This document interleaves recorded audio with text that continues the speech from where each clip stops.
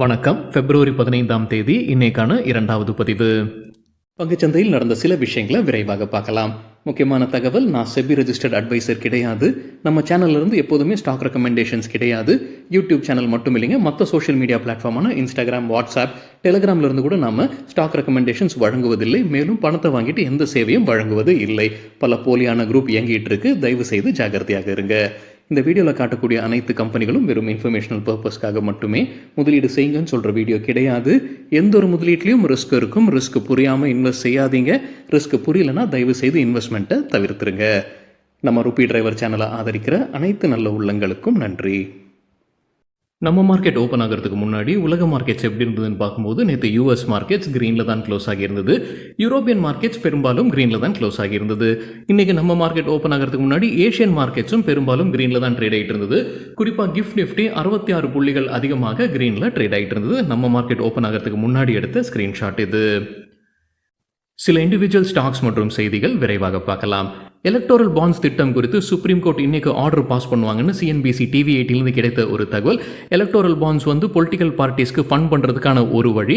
இது individual persons அல்லது corporate companies political பார்ட்டிஸ்க்கு funding பண்ணணும்னா எலக்டோரல் பாண்ட்ஸ் வழியாக பண்ணலாம். இது 2018ஆம் ஆண்டு ஜனவரி மாதத்தில் அறிமுகம் செய்யப்பட்டது. இதை எதிர்த்து தான் வழக்கு போயிட்டு இருக்கு. அசோசியேஷன் ஃபார் டெமோக்ராட்டிக் ரிஃபார்ம்ஸ் அண்மையில் ஒரு ரிப்போர்ட் வெளியிட்டிருந்தாங்க. நிதியாண்டு 2023 எவ்வளவு பணம் எலக்டோரல் பாண்ட்ஸ் வழியாக இந்த பொலிட்டிக்கல் பார்ட்டிஸ்க்கு இருக்கின்றது. நம்ம அந்த செய்தி நம்ம முன்னே பார்த்திருந்தோம். அதிகமாக கிடைச்சது பிஜேபிக்கு தான். 259 கோடி ரூபாய் எலக்டோரல் பாண்ட்ஸ் வழியாக பிஜேபிக்கு வந்தது. கிட்டத்தட்ட ஒட்டு மொத்தத்தில் 71% இந்த கட்சிக்கு தான் ஃபண்டிங் வந்திருக்கு. ஸோ இப்போ எலக்டோரல் பாண்ட்ஸ் தேவையில்லையா அப்படின்றது குறித்து தான் இப்போ வழக்கு போய்கொண்டிருக்கு போல தெரியுதுங்க. அது குறித்தான அப்டேட் இன்னைக்கு சுப்ரீம் கோர்ட் வெளியிடுவாங்கன்னு சொல்லியிருக்காங்க சிஎன்பிசி டிவி 18ல. ஜூனிபர் ஹோட்டல்ஸ் ஐபிஓ குறித்தான அப்டேட் மணி கண்ட்ரோல் இருந்து கிடைச்சிருக்கு. அவங்க விலையை நிர்ணயித்திருக்கிறாங்க. Lower band 342, upper band 360. ஒட்டுமொத்தமாக இந்த ஐபிஓ வழியாக 1800 கோடி ரூபாய் ஃபண்ட் ரைசிங் பண்ணுவதற்கான முயற்சி. எப்போ ஓப்பன் ஆகுது? பிப்ரவரி 21ஆம் தேதி. எப்போ முடிவடையுது? பிப்ரவரி 23ஆம் தேதி. விபார் ஸ்டீல் டியூப்ஸ் ஐபிஓ ஓப்பன் ஆயிடுச்சு. நேற்று இரண்டாவது நாள் முடிவில் சப்ஸ்கிரிப்ஷன் எவ்வளோ ஆகியிருக்குன்னு செக் பண்ணி பார்க்கும்போது ஒட்டு மொத்தமாக 109 மடங்கு சப்ஸ்கிரிப்ஷன் ஆகியிருந்தது. ரீட்டைல் கேட்டகரி மட்டும் பார்க்கும்போது 97 மடங்கு சப்ஸ்கிரிப்ஷன் ஆகியிருந்தது. பாரத் பந்த் அறிவிச்சிருக்கிறாங்க விவசாயிகள் நாடு முழுவதும் பிப்ரவரி 16ஆம் தேதி. எல்கேபி செக்யூரிட்டிஸ் ஷார்ட் டேர்ம்கான ஸ்டாக் ரெக்கமெண்டேஷன்ஸ் கொடுத்துருக்காங்க. தகவல் கிடைத்தது மணி கண்ட்ரோல்ல இருந்து. கெயில் இந்தியாவுக்கு பை ரெக்கமெண்டேஷன் டார்கெட் 190, 200, 14% அதிகரிப்பதற்கான வாய்ப்பு இருக்கு. Stop loss 165. பஞ்சாப் நேஷனல் பேங்குக்கு பை ரெக்கமெண்டேஷன் டார்கெட் 130 136, 11% லாபம் கிடைப்பதற்கான வாய்ப்பு இருக்கு. Stop loss 117. ஆக்சிஸ் பேங்குக்கு பை ரேட்டிங் எதிர்பார்க்கிற டார்கெட் 1150 1200, 9% லாபம் கிடைப்பதற்கான வாய்ப்பு. Stop loss 1050. Bharat Bijli stock split அறிவிச்சிருக்கிறாங்க. 10 ரூபாயாக இருக்கக்கூடிய ஃபேஸ் வேல்யூவை 5 ரூபாயாக மாற்றுறாங்க. ஒரு ஷேர் 2 ஷேராக மாறும். வேதாந்தா குறித்து எக்கனாமிக் டைம்ஸ்லேருந்து கிடைத்த ஒரு தகவல், அவங்களுடைய ப்ரொமோட்டர்ஸ் அவங்களுடைய சில ஷேர்ஸை விற்பனை செய்வதற்கு பேச்சுவார்த்தை நடத்திக்கிட்டு இருக்கிறாங்க. யாருடன்? ஜிக்யூஜி பார்ட்னர்ஸுடன் பேச்சுவார்த்தை நடத்திட்டு இருப்பதாக எக்கனாமிக் டைம்ஸில் தகவல். கிட்டத்தட்ட $1 billion மதிப்பிற்கான shares GQG partners promoters கிட்ட இருந்து வாங்குவாங்கன்ற அப்படின்றதான் பேச்சுவார்த்தை எக்கனாமிக் டைம்ஸ்லேருந்து கிடைத்தது. இந்த ஜிக்யூஜி பார்ட்னர்ஸ் அண்மையில் செய்தியில் இருந்திருந்தாங்க. அதானி குரூப் ஸ்டாக்ஸ் கீழே போகும்போது அதில் முதலீடு செய்திருந்தாங்க. கிட்டத்தட்ட 15,000 கோடி ரூபாய் 4 அதானி குரூப் ஸ்டாக்ஸில் அவங்க முதலீடு செய்திருந்தாங்க. இந்த ஜிக்யூஜி பார்ட்னர்ஸ்ன்றவங்க இப்போ வேதாந்தாலையும் ஷேர் வாங்குவதற்கான வாய்ப்பு இருக்குன்னு எக்கனாமிக் டைம்ஸ்ல தகவல் சொல்லியிருக்காங்க. வேதாந்தா குறித்து சிஎன்பிசி டிவி 18 இன்னைக்கு காலையில் என்ன அப்டேட் கொடுத்துருக்காங்கன்னா, பிளாக் டீல் நடந்திருக்குன்னு சொல்லியிருக்காங்க. யாரு வாங்கி இருக்கிறாங்க, யாரு விற்பனை செய்திருக்கிறாங்கன்ற தகவல் கிடையாது. 9.4 கோடி ஈக்விட்டி ஷேர்ஸ், அதாவது 2.6% ஈக்விட்டி ஷேர்ஸ் கைமாறி இருப்பதாக சொல்லியிருக்கிறாங்க. ஒட்டுமொத்த மதிப்பு இந்த டிரான்சாக்ஷனுடைய 2600 கோடி ரூபாய். யாரு வாங்கி இருக்கிறாங்க, யாரு விற்பனை செய்திருக்கிறாங்கன்றது சாயங்காலமாக ஸ்டாக் எக்ஸ்சேஞ்சிலிருந்து கிடைப்பதற்கான வாய்ப்பு இருக்கு. வெஸ்கோஸ்ட் பேப்பர் மில்ஸ் தரப்புல ஒரு அப்டேட் இருக்கு. அவங்களுடைய மற்றொரு நிறுவனம் தான் வெஸ்கோஸ்ட் ஆப்டிலிங்க்ஸ். அவங்களுடைய ஆப்டிக்கல் ஃபைபர் கேபிள் உற்பத்தி திறனை அதிகரிக்கிறாங்க, இரட்டி பார்க்குறாங்க. ஹைதராபாத்தில் ஆலை அமைத்திருப்பதாக அப்டேட் கொடுத்திருக்கிறாங்க. Aditya Birla fashion and retail quarterly result அறிவிச்சிருக்கிறாங்க. தகவல் கிடைத்தது மணி கண்ட்ரோல்ல இருந்து.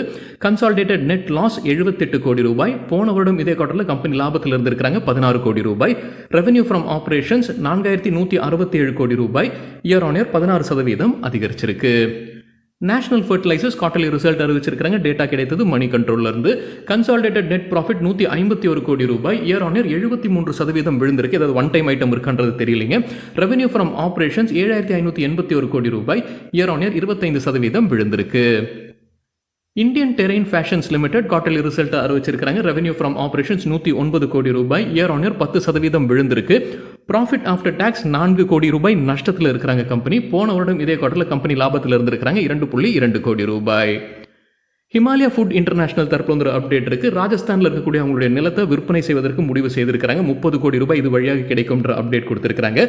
இந்த டிரான்சாக்ஷன் அடுத்த 3 to 4 மாதத்தில் முடிக்கப்படும் சொல்லியிருக்காங்க ஹிமாலயா ஃபுட் இன்டர்நேஷனல். சென்கோ கோல்டு இன்னைக்கு இன்ட்ராடேல நல்லா பர்ஃபார்ம் பண்ணியிருக்காங்க. 7% அதிகரிச்சிருக்குன்னு மின்ட் பத்திரிகையிலிருந்து கிடைத்த தகவல். அவங்க சொல்லியிருப்பது ரிசல்ட் ஸ்ட்ராங்காக இருந்தது, அதுதான் ஒரு காரணமாக சொல்லியிருக்காங்க. மற்றொரு அப்டேட் இந்த கம்பெனி குறித்து என்னன்னா, எம்கே குளோபல் அவங்களுடைய டார்கெட் பிரைஸை உயர்த்தி இருக்காங்க. சென்கோ கோல்டுக்கு பை ரேட்டிங் தான் கொடுத்திருக்காங்க. டார்கெட் முன்ன சொல்லியிருந்தது 850 ரூபாய், இப்போ 900 ரூபாயாக உயர்த்தி இருக்காங்க. நேற்று க்ளோசிங் பிரைஸ்ல இருந்து ஒப்பிட்டு பார்க்கும்போது 18% அதிகரிப்பதற்கான வாய்ப்பு இருக்கு. OMC ஸ்டாக்ஸுக்கு JP மார்கன் என்ன ரேட்டிங் டார்கெட் கொடுத்துருக்காங்க? OMC வந்து ஆயில் மார்க்கெட்டிங் கம்பெனிஸ். BPCLக்கு ஓவர் வெயிட் ரேட்டிங் கொடுத்துருக்காங்க, டார்கெட் 720 ரூபாய். HPCLக்கு நியூட்ரல் ரேட்டிங், எதிர்பார்க்குற டார்கெட் 520 ரூபாய். IOCக்கு ஓவர் வெயிட் ரேட்டிங் கொடுத்துருக்காங்க, எதிர்பார்க்குற டார்கெட் 205 ரூபாய். மஹிந்திரா அண்ட் மஹிந்திரா ரிசல்ட்டுக்கு பிறகு புரோக்கிங் கம்பெனிஸ் என்ன டார்கெட் என்ன ரேட்டிங் கொடுத்துருக்காங்க? Morgan Stanley over weight rating கொடுத்துருக்காங்க, எதிர்பார்க்குற டார்கெட் 1952. HSBC பை ரேட்டிங், எதிர்பார்க்குற டார்கெட் 1900.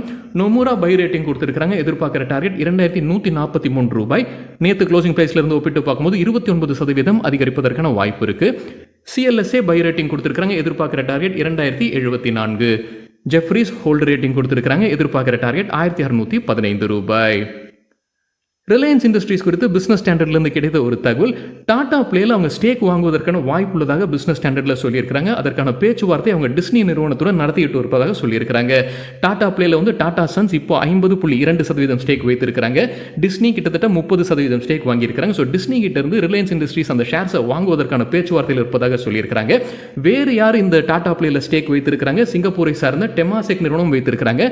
டெமாசெக் நிறுவனம் ஏற்கனவே டாடா குரூப்புடன் ஒரு பேச்சுவார்த்தையில் இருக்கிறாங்க. அவங்களுடைய 20% ஸ்டேக் வந்து டாடா குரூப்புக்கு விற்பனை செய்வதற்கு இப்போ ரிலையன்ஸ் இண்டஸ்ட்ரீஸ் பேச்சுவார்த்தை நடந்துகிட்டு இருக்கு. அது வெற்றிகரமாக முடிஞ்சதுன்னா இந்த மாதிரியான டாட்டாவும் ரிலையன்ஸும் முதல் முறையா ஒரு ஜாயிண்ட் வெஞ்சர்ல வருவதற்கான வாய்ப்பு இருக்குன்னு சொல்லியிருக்காங்க பிசினஸ் ஸ்டாண்டர்ட் செய்தியில். பேடிஎம் குறித்தான ஒரு அப்டேட் பிசினஸ் டுடேலேருந்து கிடைச்சிருக்கு. NSE BSE வந்து பிரைஸ் பேண்டை குறைச்சிருக்காங்க. 10% இருந்தது, இப்போ 5% குறைச்சிருக்காங்க. அப்பர் சர்க்கியூட் லோவர் சர்க்கியூட் தான் நினைக்கிறாங்க. முன்ன வந்து 20%லேருந்து 10% குறைச்சிருந்தாங்க. இப்போ மறுபடியும் 10லேருந்து 5% குறைச்சிருக்காங்க. இன்ஃபோசிஸ் குறித்து மின்ட் பத்திரிகையிலிருந்து கிடைத்த ஒரு தகவல். ஹூப்ளியில் இன்ஃபோசிஸ்க்கு நிலம் ஒதுக்கப்பட்டிருக்கு அங்கே இருக்கக்கூடிய கர்நாடகா அரசுனால. இப்போ அங்கே இருக்கக்கூடிய MLA வந்து அவங்க அசம்பிளியில் ஒரு கோரிக்கையை முன்வைத்திருக்கிறாரு. இந்த நிலம் கொடுத்ததுனால அங்கே இருக்கக்கூடிய மக்களுக்கு வேலை வாய்ப்பு கிடைக்கும் அப்படின்றதான் உத்தரவாதமாக கொடுத்துருந்தாங்க கம்பெனி. ஆனால் அது நடைபெறவில்லை. அது நடைபெறாததுனால அந்த நிலத்தை திரும்ப பெற வேண்டும், இன்ஃபோசிஸ் மீது அபராதம் விதிக்க வேண்டும் என்ற கோரிக்கையை அசம்பிளியில் அங்கே இருக்கக்கூடிய MLA வைத்திருக்கிறாரு. 58 ஏக்கர் நிலம் வந்து சலுகை விலையில் வழங்கப்பட்டுள்ளதாகவும் சொல்லியிருக்கிறாங்க. அதாவது அதோடைய விலை வந்து 1.5 கோடி ரூபாய் ஒரு ஏக்கருக்கு, ஆனால் 35 லட்சம் ரூபாய் ஒரு ஏக்கருக்குன்ற மாதிரி டிரான்சாக்ஷன் நடத்தி இருக்கிறாங்க. அதில் முக்கிய காரணம் வந்து அங்கே இருக்கக்கூடிய ஆட்களுக்கு வேலை வாய்ப்பு கிடைக்கும் அப்படின்றதான். அது கிடைக்காத காரணத்தால் அந்த நிலத்தை திரும்ப பெற்று அபராதம் விதிக்க வேண்டும் என்ற கோரிக்கையை முன்வைத்திருக்கிறாரு. இது பரிசீலனை செய்யப்படும், விசாரணை செய்யப்படும் இண்டஸ்ட்ரீஸ் மினிஸ்ட்ரி திரு MB பாட்டில் தெரிவித்திருப்பதாக மின்ட் பத்திரிகையிலிருந்து கிடைத்த தகவல். ரிசல்ட் அறிவித்த சில கம்பெனிகள் இன்னைக்கு எப்படி பர்ஃபார்ம் பண்ணியிருக்காங்க? மஹிந்திரா அண்ட் மஹிந்திரா இன்ட்ராடேல 5% அதிகரித்தது. நம்ம காலையில் 10-10:30 மணி அளவில் எடுக்கப்பட்ட டேட்டா. ஆதித்யா பிர்லா ஃபேஷன் வாலட்டைலாக இருந்திருக்கு, 2% பாசிட்டிவ், 2% நெகட்டிவ். NMDC 7% அதிகரித்தது. முத்தூட் ஃபினான்ஸ் 5% அதிகரித்தது. ஆனால் இந்த வீடியோ சேர் நேரத்தில் ரெட்ல ட்ரேட் ஆகிட்டு இருக்கு. Gland pharma 3% விழுந்திருந்தது. இந்த வீடியோ சேர நேரத்தில் கிரீன்ல ட்ரேட் ஆகிட்டு இருக்கு. கிளென்மார்க் ஃபார்மா 4% வீழ்ச்சியிலும் இருந்தது. அதுக்கப்புறம் 6% பாசிட்டிவ்லையும் ட்ரேட் ஆகிட்டு இருந்தது, வாலட்டைல இருந்திருக்கு. நாராயணா ஹிருதயாலயா 6% வீழ்ச்சியை பார்த்திருக்கு. சன் டிவி 2% அதிகரித்தது இன்ட்ராடேல. அந்த வீடியோ சேர நேரத்தில் ஃபிளாட்டாக இருந்தது.